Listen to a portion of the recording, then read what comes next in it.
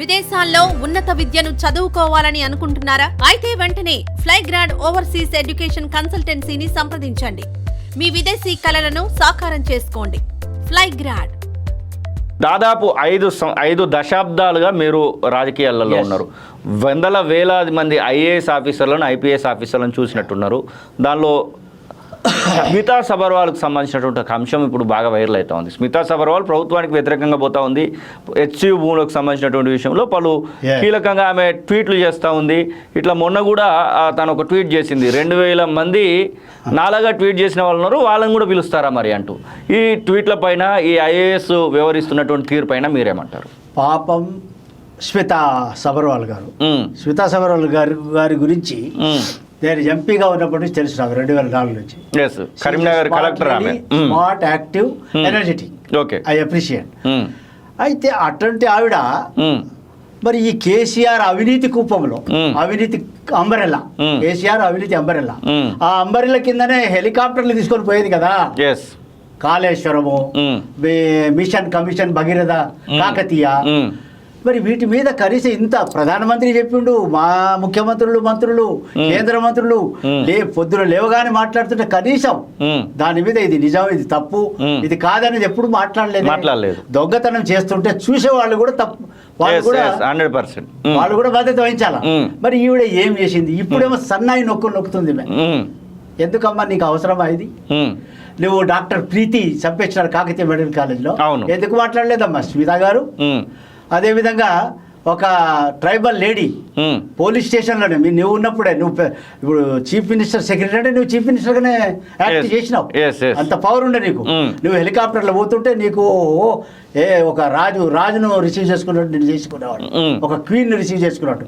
అటువంటి ఆవిడ పోలీస్ స్టేషన్లో 3rd డిగ్రీ ప్రయోగించి రేప్ చేసి 3 లక్షల రూపాయలు కూతురు పెళ్లికి ఉన్నటువంటి డబ్బులు లాక్కుంటే నువ్వు మాట్లాడలేదే. 6 ఏళ్ల అమ్మాయి, సింగరేణి కాలనీ, ఆ అమ్మాయిని రేపు చేసి చంపిస్తే కూడా నువ్వు మాట్లాడలేదు.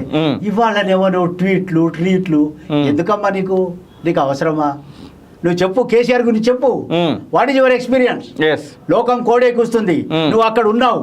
It is your duty being IAS administrative officer. నువ్వేమని ప్రమాణం చేసినావు? మీ మీద ఎంత నమ్మకం? 30 ఏళ్ళు నువ్వు రాజ్యంలో ఉన్నావు, మేము 5 ఏళ్ళు 4 ఏళ్ళు ఉండేవాళ్ళం. నువ్వు ఇవన్నీ చూసుకుంటూ ఎట్లా ఉన్నావు? ఐఎమ్ ఆస్కింగ్ స్మితా సబర్వాల్, నువ్వు ఎంతో యాక్టివ్గా ఉన్నావు, నేను చూసిన, నేను వరంగల్లో బాగా పనిచేసినావు, తర్వాత కూడా చేసినావు, తర్వాత కూడా నేను చేస్తూనే ఉన్నావు. కానీ ఆ అవినీతి కూపం పక్కన పెట్టుకొని ఆ అవినీతి కూపం కింద పనిచేసినావు నువ్వు. అది ఒక్క మాట మాట్లాడలేదు నువ్వు. ఈరోజు ఈ ట్వీట్లతో వచ్చిందేమమ్మా, ఎందుకు నువ్వు ఈ విధంగా బయటపడుతున్నావు అనేది ఆమెకి సలహా ఇస్తున్న ఆడబిడ్డ కాబట్టి నేను ఆమె గురించి ఎక్కువ చెప్పకుండా, నేను ఒకటే క్వశ్చన్, నీకు సంబంధం లేనిది, నువ్వు గవర్నమెంట్లో ఉన్నావు, నువ్వు మాట్లాడింది అంతకుముందు కూడా మాట్లాడుంటే సరే, కేసీఆర్ గురించి కూడా మాట్లాడింది, కేసీఆర్ తప్పిదాలను కూడా చెప్పింది, బయటికి చెప్పింది అని చెప్పవచ్చు. నువ్వు అప్పుడు ఏమీ మాట్లాడలేదు, ఈ రోజు మాట్లాడుతున్నావు అంటే దీని అర్థమేమి? తిరుమలేశ అనుకోవాల్సి వస్తుంది. చాలా వరకు ఒక డిమాండ్ వస్తూ ఉంది. ఎస్సీ వర్గీకరణ జరిగిన తర్వాత ట్రైబ్స్లో కూడా రిజర్వేషన్ వర్గీకరణ జరగాల్సిందే అనేటువంటి మాటలు వస్తూ ఉన్నాయి.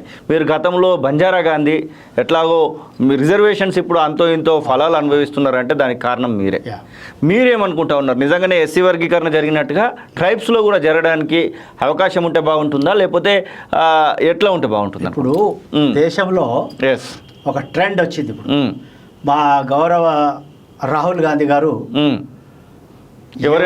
వాళ్ళకి ఇవ్వాలా, ఎవరి జనాభా ఎంతో వాళ్ళ హక్కు వాళ్ళకి ఇవ్వాలా, అది చాలా గొప్ప కాన్సెప్ట్. దాన్ని మా రేవంత్ రెడ్డి గారు బ్రహ్మాండంగా చేసి చూపించినారు. Now ball is in the court of centre చేయాలా, సెంటర్ చేయదు, ఎందుకంటే అది చేస్తే వాళ్ళ పని గోవిందా. సో రాహుల్ గాంధీ గారి ఆదేశాల ప్రకారం మరి రేవంత్ రెడ్డి గారు ఏదైతే చేసినారో దాన్ని ముందుకు తీసుకెళ్తూ, నేను ఈ ట్రైబల్ విషయంలో ఏంటంటే ఒక 10% జనాభా కలిగిన సామాజిక వర్గం ఇక్కడ తెలంగాణలో వాళ్ళని షెడ్యూల్ ట్రైబ్గా గుర్తింపజేసేటువంటి మూమెంట్లు నేను ముందు లీడ్ చేసిన ఆ వ్యక్తిగా నేను చెప్పేది ఏమంటే, ఇప్పుడు లభించేటువంటి 10% అది ఇంప్లిమెంట్ చేయండి ముందు.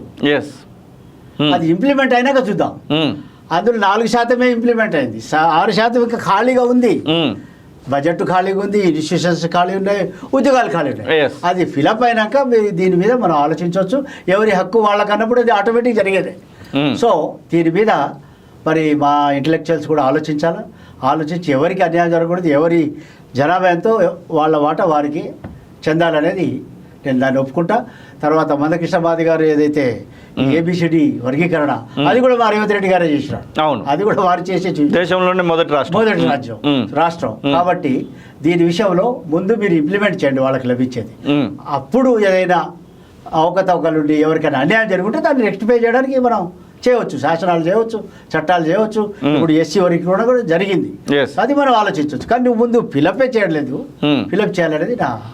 చివరగా మీరు అప్పుడు ఏదైతే మీ వెంట నడిచినటువంటి కేసీఆర్ కానివ్వండి, మీ కొలిగ్గా అప్పుడు ఎంపీగా పనిచేసినటువంటి కేసీఆర్కు ఈ యొక్క రజతోత్సవ సభల వేళ మీరు ఇచ్చేటువంటి సలహా సూచన ఏదైనా ఉంటే? కేసీఆర్ ఎవరి సలహా వినడు, అది మనం చెప్పుకొని మురవాల్సిందే తప్ప.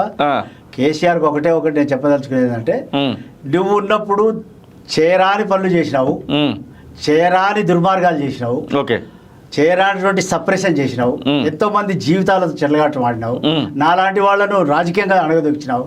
నువ్వు ఇవన్నిటిని నీ అబద్ధాలను ఒకసారి నెమరేసుకో. నువ్వు చెప్పినా లేదా? దళితుడు ముఖ్యమంత్రి అని చెప్పినవా లేదా? 3 ఎకరాలు ఇస్తానని చెప్పినవా లేదా? డబుల్ బెడ్రూమ్ ఇళ్ళు అని చెప్పినవా లేదా? నువ్వు ఈ భూములు నీ బినామీల పేర్లతో ఉన్నాయా లేవా? ఫోన్ ట్యాపింగ్ లో నువ్వు ఉన్నావా లేవా? తర్వాత ఈ యొక్క కాళేశ్వరంలో అవినీతి జరిగిందా లేదా?